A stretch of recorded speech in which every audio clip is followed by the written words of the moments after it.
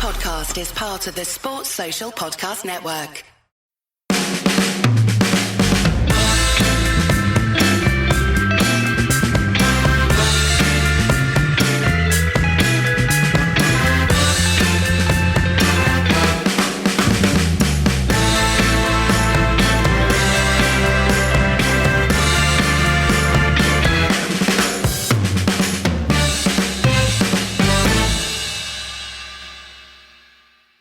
How are you, Ed? Pretty good. Yeah, enjoying the sunshine. You? Same, yeah. Obviously, we should start with the big news of the week. So as we record this, the only official statement that came out was on Friday when we all learned that Sir Alex Ferguson had suffered from a brain hemorrhage and been operated on and was recovering. The operation had gone well and he was recovering in intensive care. So by the time you hear this, the news may have moved on, but that's where we're at with it. So hopefully, the family understandably requested privacy, so it's not like we're going to be getting regular news updates or anything. But yeah, it was tough, and there's been an outpouring of love, obviously, from everyone in the United community. But beyond that, a really sort of universal reaction and a huge reaction from the football world at large. Yeah, there has been, loads of support from his former players, from other clubs, from other managers, even from City fans during some game they played yesterday when they lifted some silver thing and then dropped it, by the way. Universal respect for Ferguson, even if there were rival supporters or managers. Good statement from Liverpool. Obviously, lots of love from United fans. He's not dead yet, though, of course. I thought Daniel Taylor in The Guardian struck just about the right tone, saying he opened his piece by saying, I'm very wary that Ferguson could end up reading this, poring over the details, and he'll come back to me if this sounds like an obituary. So, what we've heard is very little, of course, but it was a reasonably positive statement saying that the operation had gone well and he was recovering in intensive care. So, fingers crossed. Yeah. Of course, we all hope that he makes a full recovery and has a good few years left. And I'm far from an expert on the subject, but given that statement, it seems reasonable to be optimistic that might be the case. It did make you really come face to face with, oh yeah, he's obviously going to die within most of our lifetimes. This is just the kind of hard reality of it. He's an older man.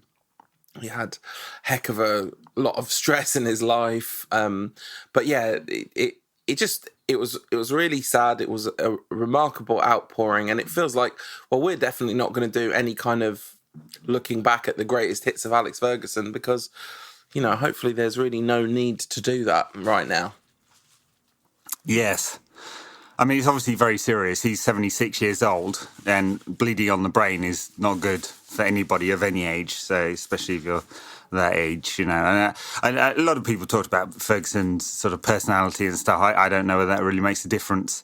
He can't force, himself to get better, can he? So, but willpower makes an enormous difference in recovery, and people with different personality types do have completely different reactions to being poorly, and that's... Yeah, I'm going to assume he's not conscious at the moment. But anyway, the only person I know that this happened to, they ended up drilling a hole in their head to release all the fluids. But pretty grim either way. But fingers crossed, long recovery ahead of him, especially if there's any significant damage done. And everyone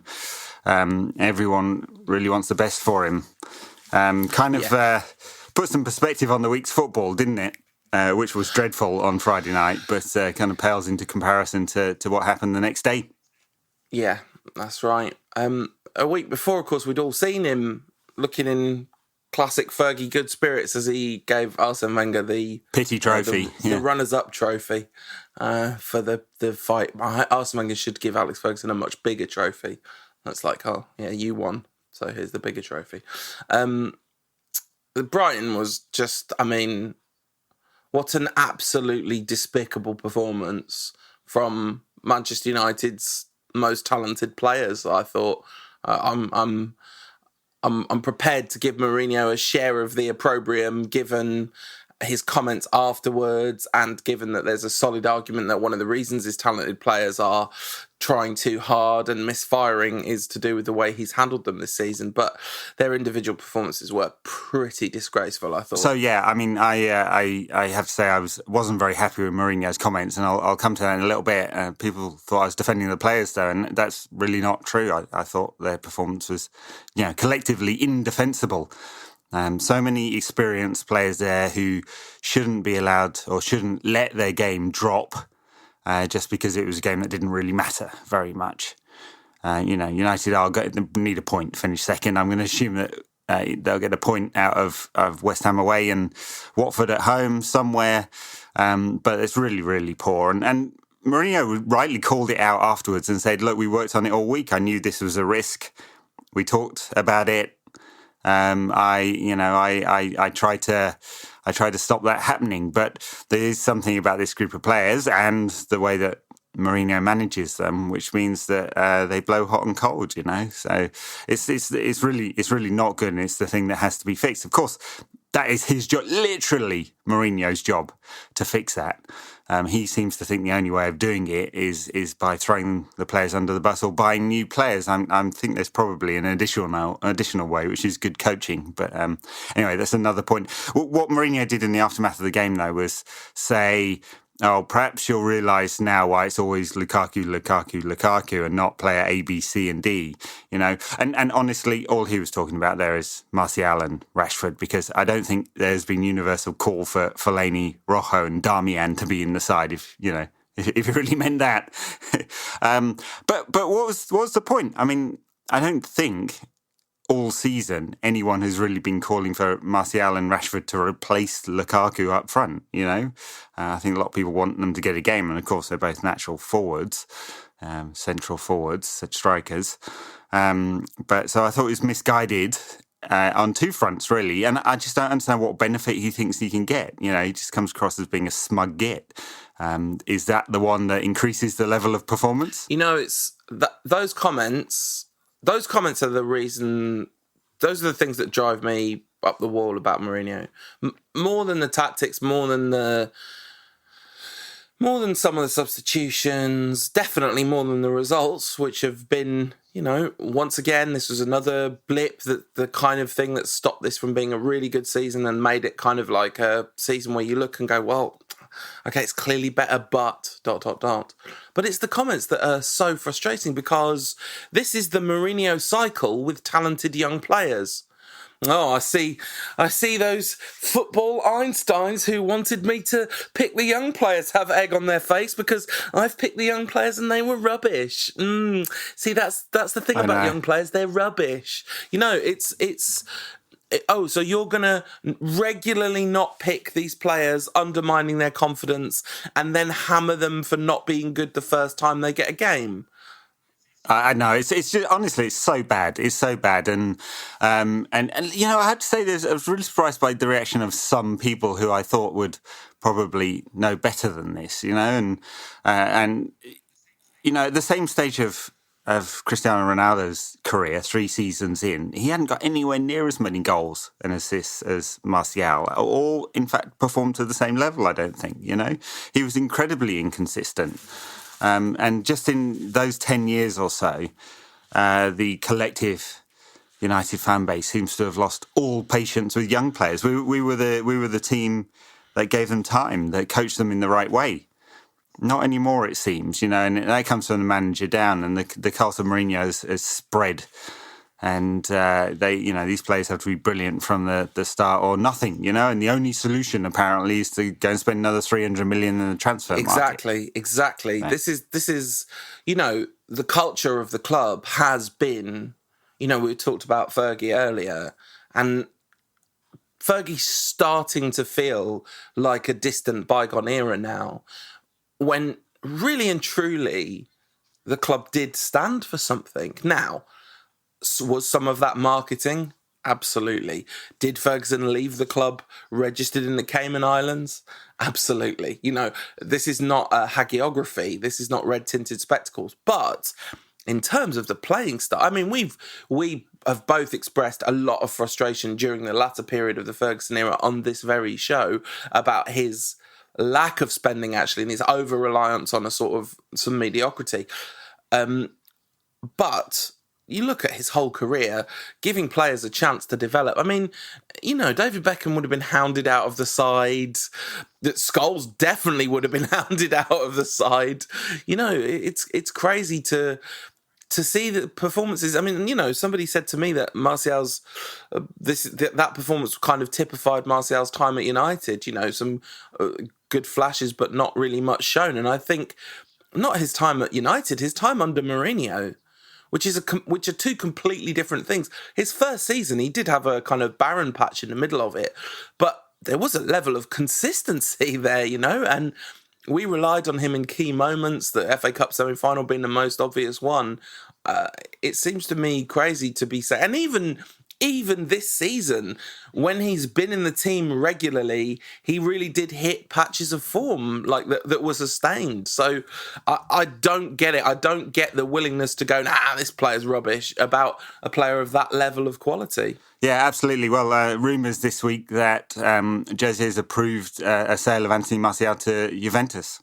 And I can't square this one. I know he's inconsistent, but he's 22 years old, and there's just so much talent there with good coaching.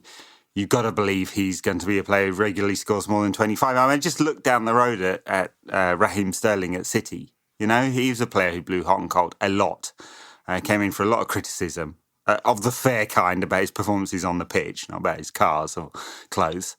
And now he's going to score over 25 goals this season, being absolutely central to City's title win. And it's the kind of player that Anthony Martial should definitely become. He's a more talented player, I would argue. Well, I'm not sure. And with good coaching, that will happen. I mean, he's certainly a more natural finisher. Yeah. And, the deep frustration is that this nagging feeling at the back of your brain that Jose only trusts fully rounded players. Well, that seems to be proven true. That's not a nagging feeling. Oh my God, we haven't talked about the best Manchester United moment of the week by a country mile. Oh my gosh. This is genuinely, this will go, when I am on my deathbed and I think back about my relationship with football over the years, I really hope this moment springs to mind, because I'll be in need of a chuckle and this will definitely give me one. Easily the funniest thing that's happened at Manchester United in a decade. So it's the Player of the Year. I'm not going to be able to get through this. It's the Player of the Year awards, right? And obviously, because of the perfect intersection of us being an embarrassment and him being the best goalkeeper that's ever played for Manchester United, David De Gea wins the double Player of the Year award again. I think that's the second time in 4 years he's done the double, and the third time it's the fourth time in 5 years, isn't it? So third time in 5 years he's done the double, fourth time in 5 years he's won the fans voted Player of the Year award. And Nemanja Matic gets goal of the season, very good. Dimitri Mitchell gets Academy Player of the Year. I think Tahith Chong won the Player of the Year for the juniors. A very fine player, by the way. But then the highlight of the evening, Michael Carrick gets a special dispensation award. Well done, Michael. Very well deserved. But about 2/3 of the way through the event, José Mourinho comes onto the stage and says, there's a fans Player of the Year. There's a players Player of the Year. Why no managers Player of the Year? And you can kind of think, oh, well, maybe that's because giving out a manager's Player of the Year award would sort of imply the kind of favouritism that could perhaps unsettle a dressing room. But no, Nemanja Matic, the Jose Mourinho's son on the pitch, doesn't get it. Instead, he gives it to his grandson, Scott McTominay. Yeah, the Matic clone. Yeah. The award for the only one of you who deserves my love goes to Scott McTominay. The award for or the not Paul Pogba award goes to the José Mourinho Award for person who most listened to José Mourinho this year goes to... It was so passive-aggressive, it really was. I mean, the only thing Jose could have done more to mock Paul Pogba would have been to black up, God. I mean, it's Jose all over, right? But you can see in these little things why, at almost every club he's been at, he eventually loses the players, can't you? 655 minutes of action in the Champions League and the Premier League this season. 5 starts, 6 substitute appearances in the Prem. So 5 starts for his best player of the year. Immediately after the game, of course, that award came the Brighton game. When you would expect that, given the manager's player of the year was available to play, he'd be selected. Surely he's been the best player of the year. But no, he was on the bench, 5th choice, as you would expect. Well, surely second choice, Marouane Fellaini. Yes, him starting would be good enough. Yeah. I mean, what a passive-aggressive...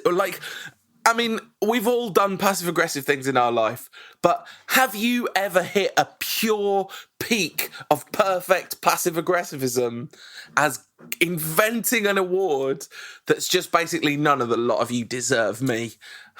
No. This was the football equivalent of someone in the student halls writing, "This is my milk, I've spat in it." Something like that. I feel like that's a bit more aggressive. I think this is more like the kind of the note that kind of says, guys, look, we all use these plates. Why don't all of us wash them up? You've got to be really. It's got to be really niggly. Well, this was very niggly. And, of course, it provoked a magnificent performance from United at Brighton. I mean, when Pogba was particularly... I thought Pogba was really bad against... Well, I'm saying I thought as if Pogba wasn't just straight up really bad against Brighton. No, he was straight up bad, but so were all of the back four and all of the front three. I mean, perhaps only Matic actually gets off with, having a half-decent performance there. The one thing I'd say about Pogba, because obviously he kind of got singled out for a lot of criticism by a lot of support and press, was that he's always brave, right? Even when he's playing bad, he wants the ball all the time. And he does stupid things with it when he's playing badly because he's still trying tricks. So he loses the ball more often than he would do otherwise. But I didn't see a player here who was shying away from getting the ball. Well, no. I saw a player who was doing bad things with it a lot. I mean, that's sort of why he was singled out for criticism in a way which I think is completely deserved, is that he had by far the most chance to influence the game. I mean, the only player that had more touches than him, and this is by miles, like Matic had a few more touches than him, but the two of them had the ball.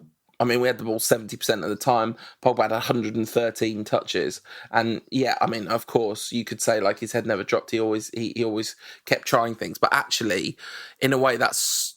Yes, the courage of it is good to keep trying things, but the overcomplication that comes in when he's not playing well is something he could really do with kind of nudging out of his game. Like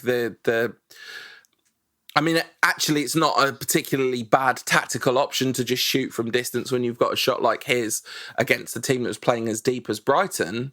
But it was unquestionably frustrating to watch him sort of blast the ball over the bar over and over again. Oh, yeah. I mean, United had 16 shots. I think 13 of those were from distance. Yeah.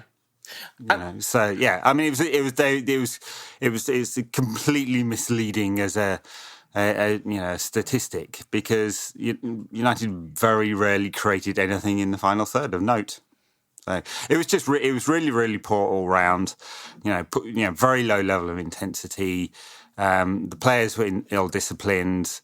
For whatever reason, Mourinho couldn't find it in himself to not play 2 defensive midfielders. He played Marouane Fellaini as a defensive midfielder who has never played well in that position ever. Just stick him up front for sake.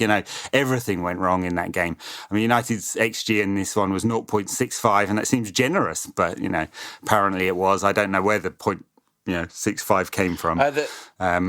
shooting from 45 yards, I guess. I mean, that is exactly what it was from. It was just lots and lots of added up 0.05. Well, actually, yeah, if you put the percentages together, right, 0.65, 16 shots, that is 6% or something. Yeah, all right. Okay, so that works out about right, 1 in 20 of those shots will go in.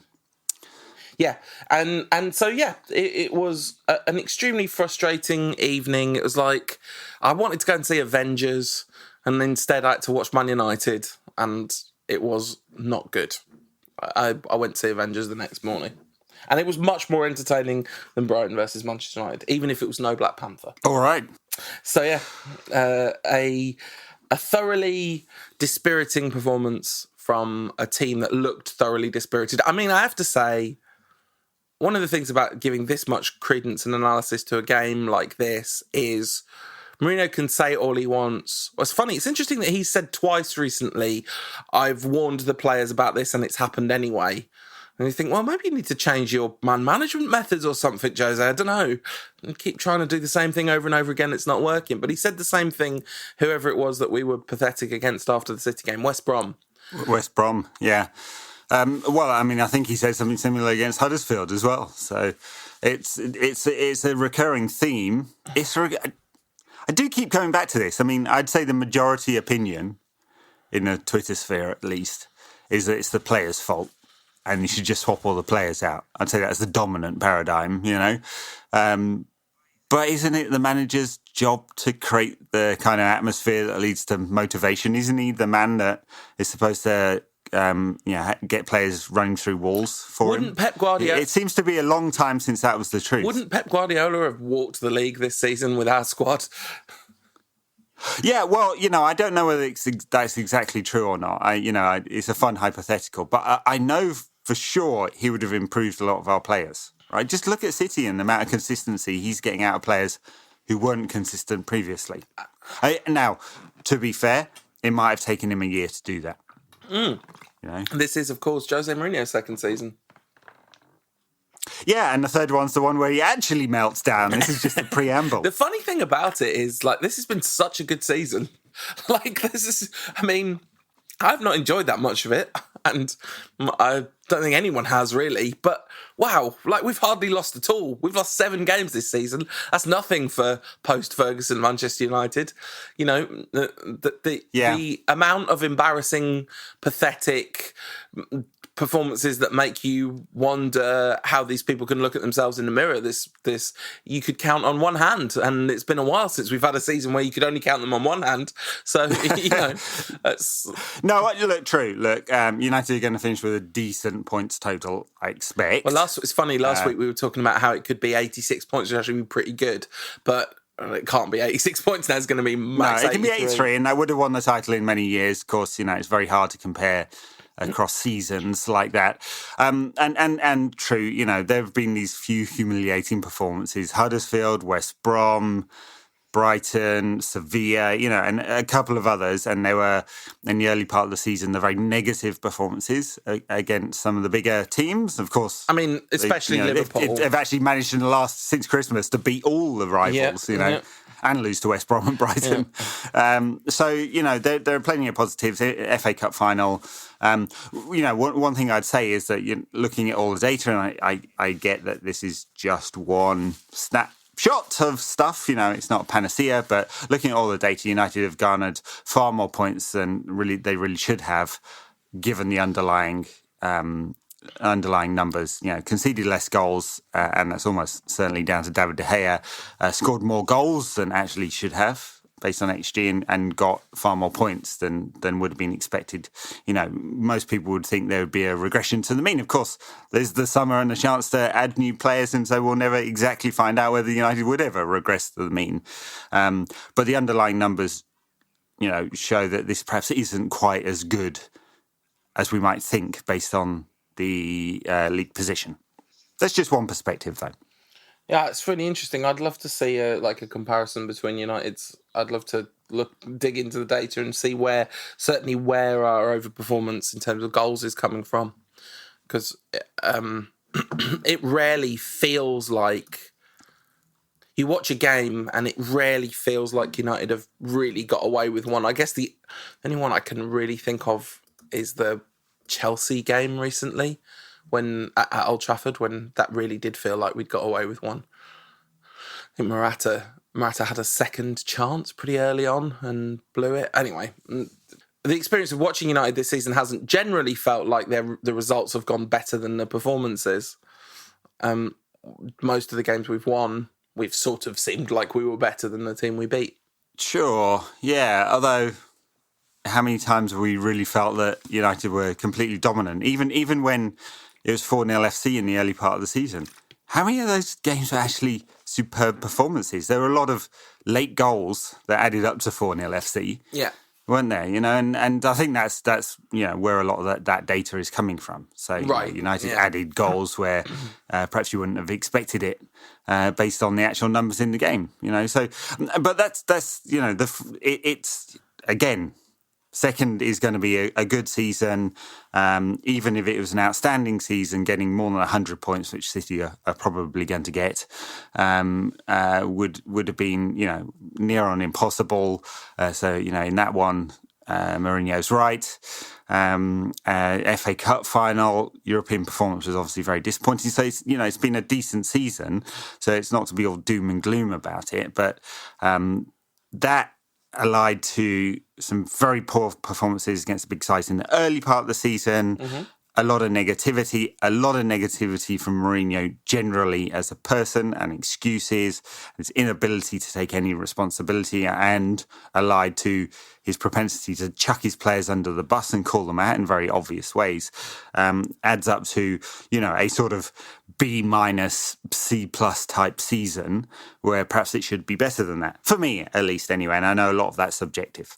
Yeah, I mean, I don't disagree at all. That's exactly where my subjective review of the season would be going, and then I'd be wanting to question my own biases there, because it seems almost unfair to be that critical of a team that's doing so much better than any recent version of it has done. But in the end, it hasn't been a fun season, and I think the two biggest factors in that have got really nothing to do with United's actual performances. For me, the two things that have made it feel like such a kind of damp squib of a season, and one is City, and the fact that there hasn't been a kind of chance of a title race since about November, and the second one is Mourinho's general demeanour, which I mean, if you're trying to sell this as a good season, look like you're enjoying it, which he has just hardly done all season. Well, frankly, he's hardly done since he arrived at United. It does not seem like he's having any fun being the United manager. And the comparison with Ferguson, like Fergie always looked like he was having fun. I mean, not when we weren't winning, but watching him jump up and down on the touchline celebrating a goal. A friend of the show, Rob Martinez, was talking about how this was such a kind of not just a wonderful football thing, but a genuinely wonderfully life-affirming thing, watching Alex Ferguson celebrating goals. And Mourinho just doesn't seem to be enjoying himself. No, I mean, I agree. I really don't think this is supposedly a job he really wanted. Desperate to have, cried in the dressing room when he didn't get it. And depending on if you believe Diego Torres. He doesn't seem like he's enjoying it. It seems like he could pack up and walk away at any point, Seems like all the ills he feels and frustration he feels, he's externalised all of it. It's all somebody else's fault. It's all the players' fault. It's all the board's fault for not spending enough money. It's all Manchester City's fault for buying too many fullbacks. It's all Tottenham's fault for playing nice football and them getting all the press, And for me, that's the biggest thing that comes out of this season. My frustration with Mourinho is the lack of personal responsibility. And I don't expect him to come out and go, yeah, it was all my fault. But he should, I think, take it as a team And he really does that after there's been a bad performance. And Brighton was just part of a pattern for me. When they play badly, it was the players' fault. He told them not to do it. It's not my fault, Gov. And it's especially these two young players I'm going to beat down on because they can't say anything back for fear of never playing for Mourinho again, which may well be the case anyway. Because it really wouldn't surprise me if he didn't make some big name drops towards the end of the season just to make a point about that. When you say big name drops, do you mean Pogba? Yeah, or Martial or Rashford, and do we go to the cup final and one of them's left out of the squad? Yeah, I guess it's possible. I guess it'll be Martial that would be out of those three. That would be the one that would be the least surprising to see dropped from the squad, especially if Mourinho really has authorised a sale. It's just so funny that we're selling a high-profile French youngster to Juventus. When has that ever been financially costly for Manchester United in the past? Yeah, we're going to buy him back for 150 million in 2 seasons' time. Yeah. All right, well, that's Brighton. Thoroughly enjoyable. That was not. I mean, hopefully some of the Reds who went had a nice weekend in the sunshine on the south coast, because Brighton is a nice city in the sun. Just not at the American Express Community Stadium. What a terrible name. What an Orwellian nightmare of a double-speak name. It's modern football all over, isn't it? It's the modern world in general. It's that. I mean, that is... Honestly, in the 1980s, that would have been the name. That would have been like an indicator of a sort of Back to the Future 2-esque dystopian future. I mean, as with the Trump presidency, but that's a whole other discussion. I'm afraid you like drama is not as mad as reality, is it? No. In many things. At Lucas_MUTD says Mourinho blames everyone but himself or Fellaini for United's dismal performances. If you could have one of the two gone this summer, who would it be? Oh.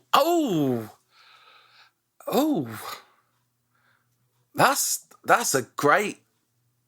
I mean, it's Fellaini, definitely, because Mourinho is annoying, but he is effective. Mind you, annoying but effective is a pretty good description of Fellaini's time at United as well, given the amount of important late goals and the... All he should do, Fellaini, if he stays at United, because he seems to be bullying the club. I mean, it's so surreal. Talk about Orwellian. Marouane Fellaini blackmailing the club into signing a new contract. What does when he gave that mind blown? He gave that interview this week, right, where he said, "Well, I'm in a very strong position, especially since Mourinho has said he wants me."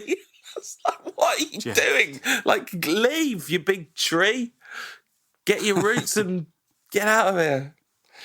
No, but talking about Back to the Future. Make like a tree. Yeah, exactly. Make like a tree and split. The thing about Fellaini is that this is not an attack on his effort. This is hardly an attack on his efficacy. It's an attack on what happens when you play him anywhere outside the 6-yard box. And, he just does not belong in a top-level football team in any kind of deep-lying midfield position. There's a role for him, especially in a Mourinho team, as a late substitute. Like, no question about that. He's very effective. That was what he was like at Everton. And even then there was talk about, remember he just was always good against us, and people would talk about, God, it'd be good to have a player like that on our team.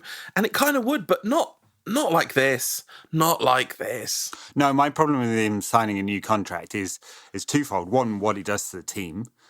So if he plays in central midfield, he's just dreadful. He's just not Premier League standard, honestly. He gives the ball away a load, or he's very safe in order to not give the ball away a load. And if he plays up front, it just, the players regress to launching it long, which can be effective sometimes, but it's not very pretty. And then more seriously, if he signs a new contract, that actually takes quite a bit, because it's going to be a really hefty one, takes quite a bit of money out of the budget. He'll get a big signing on fee because he's out of contract, and a couple £100,000 a week or whatever it is, and a squad place, so that's a better player who will not come as a result. No, I mean, absolutely. And then, next season, every time he scores a late goal, all the people there'll be a whole subculture of people going, see, this is why we pay him 250 grand a week. Like, I mean, you could get another head on a stick for that. You certainly could. At JSF_7 says, ask Paul, does he need a fourth? He'll know. I know, Jay. Sorry, I was logging off. I was just about to log off. Timing's everything. Friend of the show, Jay. Another question for you. At Pete Mackin 8 says, how many chickens does it take to take down an elephant? Right. If you had 100 chickens that were really angry with an elephant, would 100 chickens be able to... No, because not if the elephant could apply any degree of strategic thinking. I mean, how much strategic thinking does an elephant have? You see, the problem with the elephant in this situation is it might not think to use its feet. It might go for, head swings and tusks and all that, taking out sort of 5 or 6 chickens at a time, as opposed to just stomping on all the chickens. I think you'd need like several thousand chickens to take down an elephant, because the elephant could just get away. Yeah, it could do. Yeah, I don't know though. Chickens can a chicken there's an outpace an experiment elephant? for you, Paul. You need to farm several thousand chickens and see if you can do it. At Jack Johnson 710 says, thoughts on Jordi Cruyff's claim that we could have got Pep after Fergie had left, but went for Moyes instead. Would he have continued our success? Yeah, well, United weren't specific enough. Fergie had that dinner with Pep in New York and didn't say, become our manager. So goes the story. Yeah, I mean, I'd have got Pep Guardiola. At least he'd have brought a Barca style of play, as a man once correctly said. I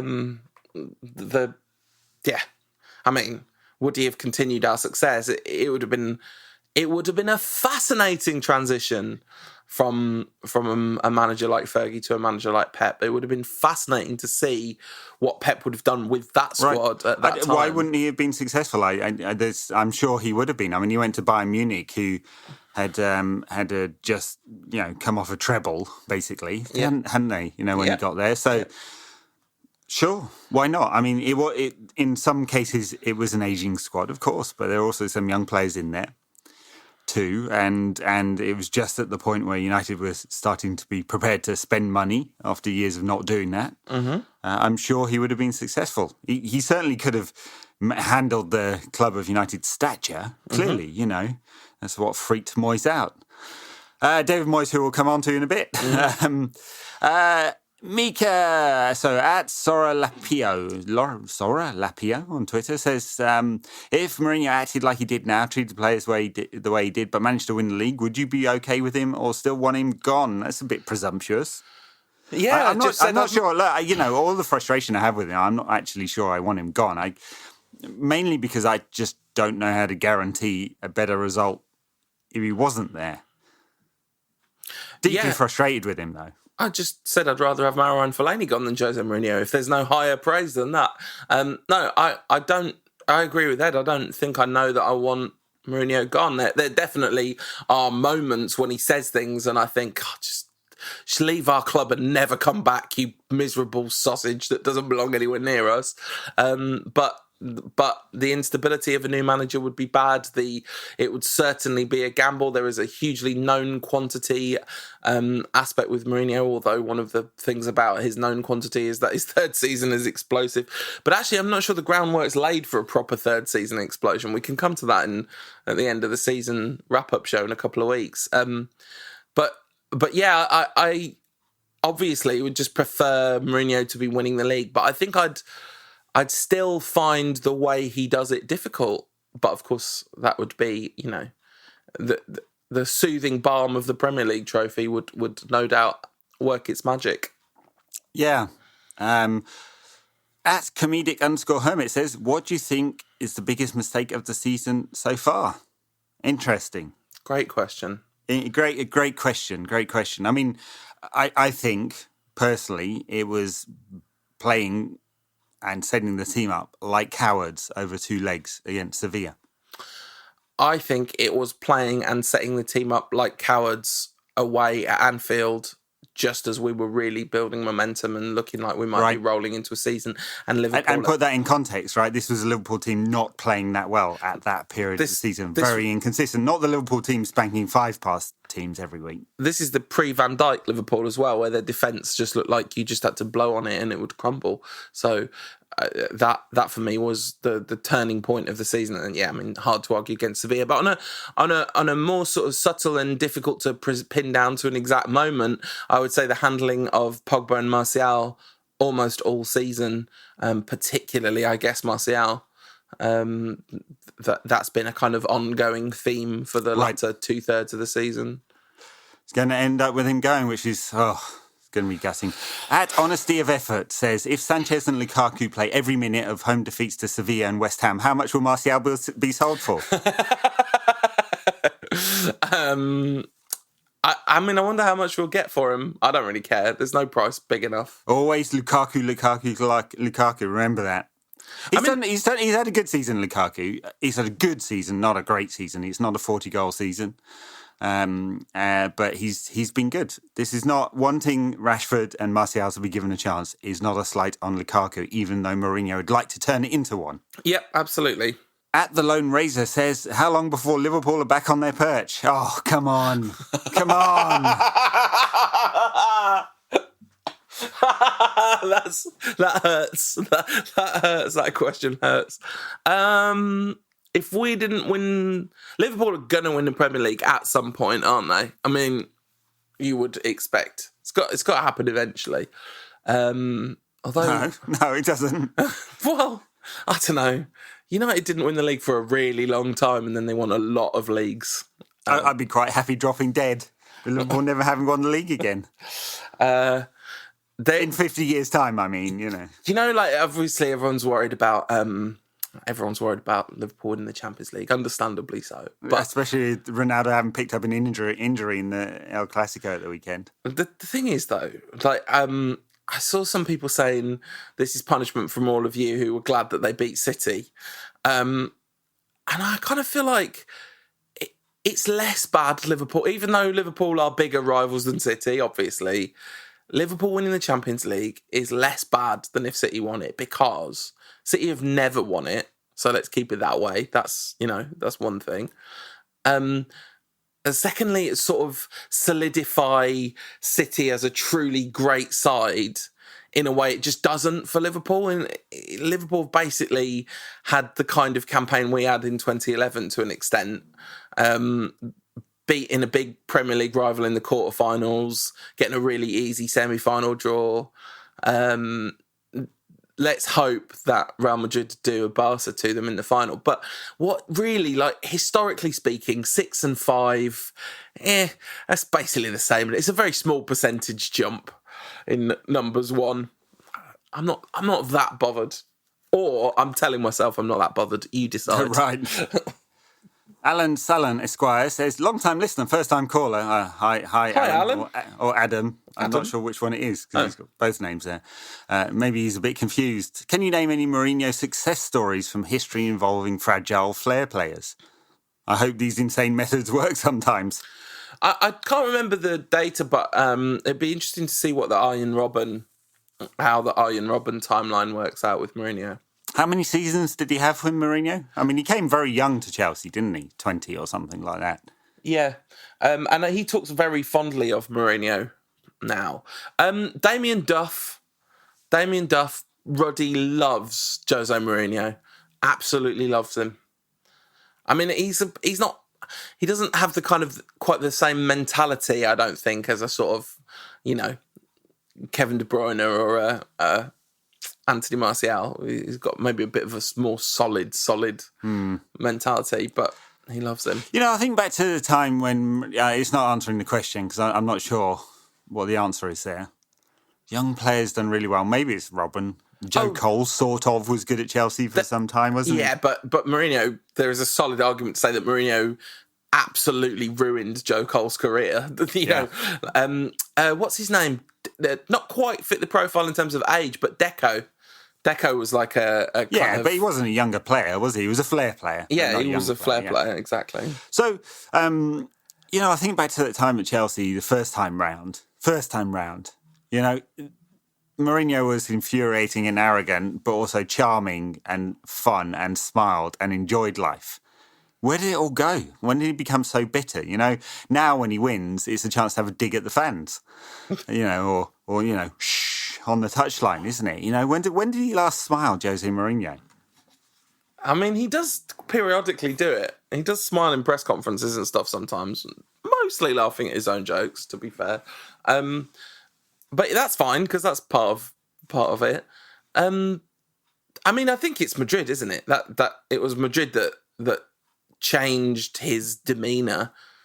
Maybe partly it was a reaction to the reaction his Inter team got. Maybe the fact that, that second leg of that semi-final becomes the sort of defining image of that Inter team when right. really... And in fact, much of Mourinho's management, although, and it's not fair, is it? He hasn't just played, 20% possession, kick the ball away, although he does rationalise those tactics, quite a lot. He does, but he almost never plays them. Like, we've seen it once this season, that kind of performance, and that was away at Liverpool. Yeah. A couple of questions for you. Cretion says, who'd win a fight between a taco and a grilled cheese sandwich? Grilled cheese, taco would crumble. Only if you've got one of those Taco Bell crunchy tacos, which are wrong, by the way. Oh, you're talking about a soft taco?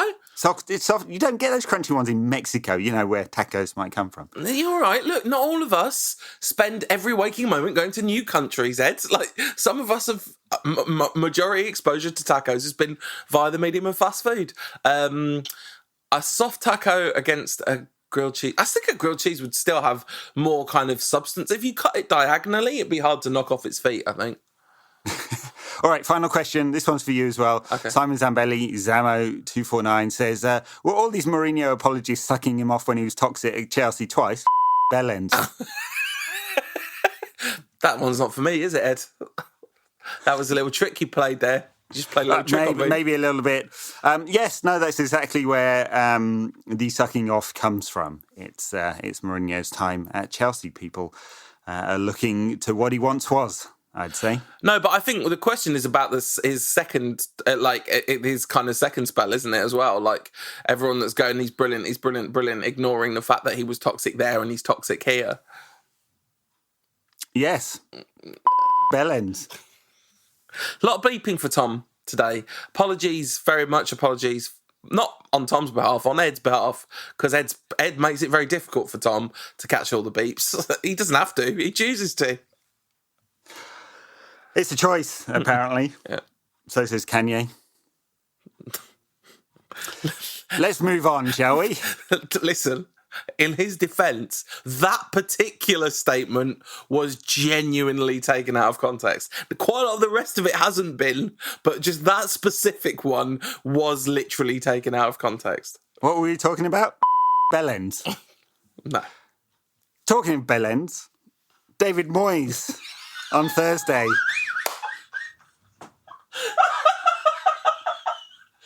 Oh my God, Ed, I would like you to scale for me on a scale of 1 to 10 how pleased you are with that segue. That's pretty good, isn't it? Yeah. It's a shame that we can't relegate them. When I looked at the fixture calendar, I had that little glimmer of hope when Moyes took over. I know. They managed to beat Leicester at the weekend. So Leicester, who are going through lots of managers at the moment, because I'm sure Claude Puel is going to be sacked after this. But yeah, they are safe, West Ham, sadly, because Southampton and Swansea play each other. There is a scenario, we were talking about it just before we recorded, in which West Brom can still get out. And that would be by Swansea and Southampton drawing in midweek, and then Southampton losing their final game to someone, and Swansea losing their final game to Manchester City, which is very likely, something like that. And West Brom amazingly beat Tottenham at the weekend, escaped when Southampton conceded a 96th minute goal at Everton. And they played someone at the weekend, I can't remember. Palace away, and there's got to be a 4-goal turnaround as well, or actually a 5-goal turnaround in Southampton and West Brom's goal difference. So actually, I think Southampton may play City. So it seems eminently possible that this could happen. But the first one that has to happen is Southampton and Swansea have to draw. See, the thing is that is the key problem in a lot of ways. Not obviously when you need only one of the three possible results in terms of either side winning or a draw, that's a big problem. But that then means all the turnaround in goal difference has to come from that one game, doesn't it? Because just Swansea play Stoke after Southampton. Southampton go to City. So, look, the results could happen the way that West Brom want them. But that Swansea Southampton game on Tuesday, so tomorrow, as we're recording this, is the key one. But anyway, United have West Ham on Thursday at the London Stadium, where West Ham fans will be celebrating their fine season under David Moyes and their love of the footballing palace that is the London Stadium, or the Olympic Stadium, or whatever they call it this week. They call it the London Stadium, don't they? I think they only called that temporarily because they thought they were going to get a sponsor.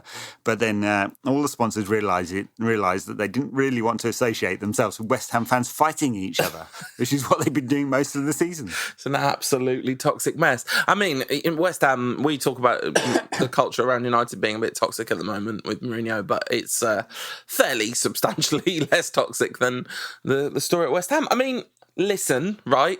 The next sentence coming out of my mouth does not come easy, but David Moyes is due a fair amount of credit for the fact that they're safe with 2 games to go of the season. Because when he took over, nobody would have predicted that would be the case. And the fact is he has drawn some pretty decent performances out of his forward players in particular, which have just about dragged them to safety. I mean, basically, he hit a little good spell straight away, which, again, I don't think many people would have predicted.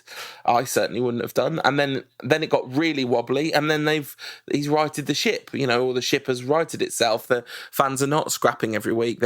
I wonder whether that sort of peak moment where, the game, I can't remember who it was against, where the people running on the pitch and they were all shouting, sack the board. It does seem Burnley to have at home. Yeah, right. It all seems to have calmed down a bit since that day, and results have improved, I think, since that day too. Yeah, maybe West Ham fans should have realised earlier that they didn't need to fight each other and they needed to fight David Moyes just on principle. Yeah, no, look, he's done an all right job. I mean, look, wasn't this new stadium supposed to take West Ham to another level? It was supposed to get more finances and be challenging up the table. I mean, look at Burnley. I know Burnley got spanked by Arsenal at the weekend, and but they're going to finish 7th. They're going to qualify for the Europa League. And they're on a tiny budget compared to West Ham. So, clearly West Ham have underperformed as a club. Moyes got half a season and has managed to right the ship enough. I'm not sure he's the kind of manager that could really take him that far. He seems to have got a hell of a lot of negativity in him over the years. And I don't know. He's the kind of manager that keep them safe just about. So I said he's got a tune out of their forward players. Really, I was just mostly thinking of that time Marko Arnautovic smashed a million past Southampton because he hated Mark Hughes. So maybe that's really the key. So you look back last summer and they signed Zabaleta, Hart, Chicharito, I think, were the 3 big signings, weren't they? And you sort of thought maybe that could work in a way. Joe Hart's obviously well past his prime at 31. It's funny that you'd say that about a keeper, but he definitely would seem to be. And Pablo Zabaleta's definitely past his prime, but a sort of steady head with a lot of experience. And Chicharito, there was an argument to say that he would have scored a lot of goals, but he simply hasn't. He really hasn't, no. 8 this season. He did have a big injury at one point in the season. He made 16 starts and 12 substitute appearances and scored 8 goals, which is not absolutely appalling, but it's far from brilliant. Not great. I mean, they brought him as a goal scorer and he didn't do it, and their other goal scorer, Andy Carroll, has spent most of the time arguing with David Moyes. And being injured, as you would entirely expect. I mean, it's completely reasonable to expect that he'd have been injured. Lanzini, what are we going to get out of this game then? I mean, it's an odd one because West Ham fans seem to regard Manchester United with a lot of antipathy, weirdly.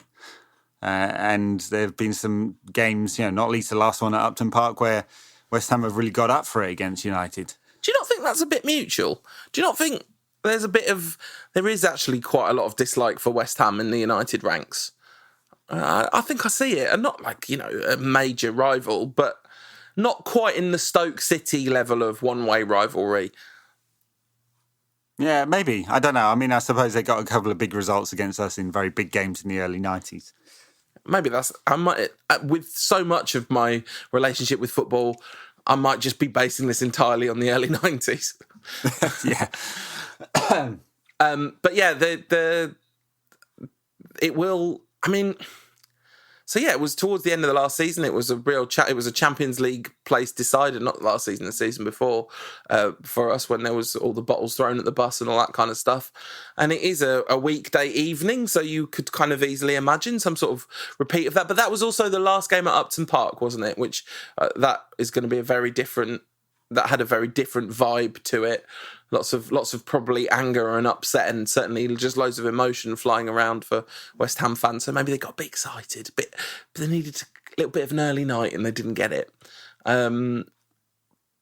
I think it'll be a lot quieter this week. What are we going to get from United, though? Will they turn up? Will there be any sort of reaction to the game? I mean, we're playing on Thursday night, then we're playing on Sunday, and then it's the FA Cup final. So there's going to be a lot of fitness management.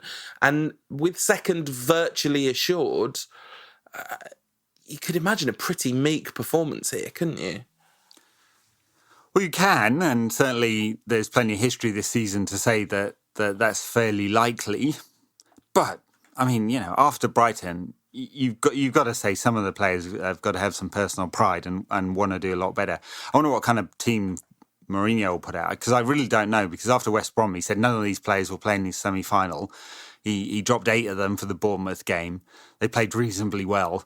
And then he just reverted to the West Brom team again. So, I mean, he's lost any credibility in terms of threats of dropping people for big games now. So, I don't know. I mean, I presume he'll drop a few players to make a point. I mean, he's definitely going to drop Rashford and Martial. He's basically signalled that already, hasn't he? And I don't know if Lukaku's fit, but if not, Sanchez may play up front, or Fellaini may play up front, something like that.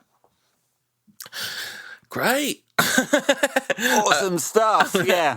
I think he's got to give Rashford another chance, hasn't he? I mean, I kind of thought Rashford was pretty terrible against Brighton. Yeah, I just don't know. I mean, the one thing I'm pretty sure about is that Matteo Darmian's going to play at right back. And beyond that, I wouldn't be surprised to see a Romero appearance. There's a lot of things that just wouldn't be surprising about this game. Is David De Gea on the Golden Glove thing? I think he's close to getting that for once, because I don't think he's ever won it, has he? Which is the most clean sheets kept for the season. Right. But anyway, so he'll be hoping he gets a clean sheet, I'm sure. Yeah, all in all, I've got nothing interesting to say about this game. That's what I've just looked into my heart and realised I have nothing interesting to say about this game, because I don't think this game is in any way interesting. Coming up after it is Watford, and I wonder whether we'll see a similar thing than we saw against Crystal Palace at the end of last season, where now we really, really are seeing some kids. That was the game where Angel Gomez came on for Wayne Rooney. It was the game that Josh Harrop started, Scott McTominay started when that was unusual. Axel Tuanzebe, I'm pretty sure, played in that game, because I think I remember him going to midfield at one point. Yeah, no, that's right. I mean, we could do, presume, unless United lose against West Ham and Liverpool beat Brighton at home, United should be going into the final. Well, I mean, I guess Liverpool will be playing Brighton. Liverpool can't come second. They're 5 points behind us. That's right. That's right. No, it's Tottenham, isn't it? Spurs. Yeah.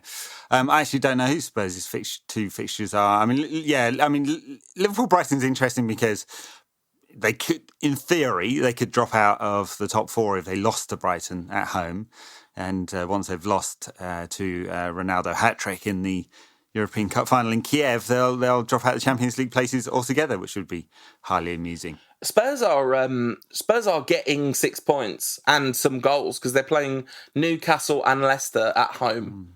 Yeah, well, yeah, I guess so. They've looked very tired in recent weeks, I'd say Spurs have. Oh, yeah, actually, they just lost to West Brom away, didn't they? So their results since it was revealed that Daniel Levy earns more than most of the players have been dreadful. Just saying.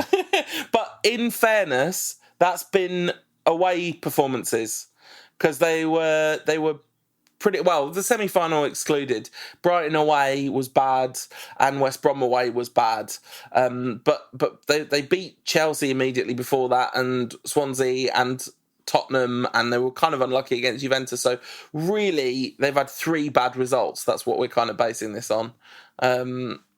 So I think they're going to get 6 points. So I do think we are going to need a point from one of these 2 games. And I guess it's very difficult to say anything meaningful to predict that final game of the season, because I think you're right. If we still need a point, it's likely to be basically the full strength side, isn't it?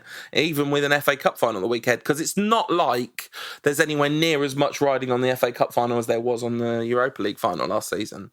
No, that's right. I mean, and further down the table, Chelsea play Huddersfield and then Newcastle, and they got a very good win against Liverpool at the weekend. Very good, because of that hilarious possibility that you just outlined, whereby Liverpool don't get Champions League. I mean, Chelsea's XG in that one was 0.43. They defended very resolutely. I mean, there's some fun scenarios here. One of Liverpool, Tottenham and Chelsea are going to miss out on the Champions League place, you'd have thought. Well, United are secure, right? Did you just say you'd have thought? Because there's no you'd have thought about one of Liverpool, definitely Chelsea one of them will. Missing out. Well, no, I just had a horrible moment where I was you're right. Could United? I don't think United can. Chelsea. Sorry, I thought that was not the horrible thought you had. I thought the horrible thought you had was that Liverpool finish 5th, but get the Champions League qualification a different way. Let's just say that is also horrible. Yeah, it's also horrible. Not thinking about that. I'm channeling my energy towards Ronaldo's ankle. He's going to be all right. I mean, it is nice that we are 2 games before the end of the season and United have absolutely guaranteed a top 4 finish. It's been a long time since we've been able to say that. I mean, pretty sure it was Fergie was the last time, because I think when we finished 4th under Van Gaal, it was all done quite last minute, if I remember rightly. So yeah, this is an easy stroll into a Champions League finish, something that we haven't just not been able to take anything like for granted in the last 5 years. Right. Predictions for the 2 games? I know we didn't really preview Watford, but it's likely to be impossible. Totally meaningless. Yeah. I really hope we get a draw against West Ham at least. But I actually think it's perfectly likely that we won't get a result in that game, because we won't be up for it. It'll be a slightly dodgy team. Actually, though, they're probably not going to just set up at home to defend Well, are they? Because it's David Moyes. It's David Moyes. Both West Brom and Brighton were defined by the fact that both teams defended with 8 men behind the ball the whole time. And we seem to, I think you said in the Rantcast WhatsApp group, I think you said we've reverted to a Van Gaal tendency against teams that defend deep. We just go really static and look like we really struggle to break teams down. So if West Ham do that, then 2-1 to West Ham. Hush. It seems they'd have to create some chances. Yeah, 1-0 to West Ham. Yeah. I'm going to say 1-1. It's meaningless, this game, for both sides. And a point would guarantee United second. So there you go, 1-1. Yeah, and then and Watford, bunch of kids, 3-0 home win. Yeah, maybe 4-0 FC. Yeah. A little reminder of a happier time. And then we'll be back with another one of these shows after that game, which we'll basically dedicate to previewing the FA Cup final, I think. That's right. All right. Cool. Great. Cool and great. Cool and great. We've managed to ramble on for over an hour with very little to talk to. In the meantime, let's hope Fergie gets better and we have some better news by this time next week. I mean, it goes without saying that, can't think of any news I'd rather hear this week than the news that Fergie's doing well and on the road to making an absolutely full recovery. So thoughts of the Rantcast are definitely with Sir Alex Ferguson, but when are they not? Let's face it. That's right. They have been many times since you retired. Many times. Yeah. Please come back, Dad. Yeah, we love you, Fergie. And we'll be back next week. See you then. Bye now.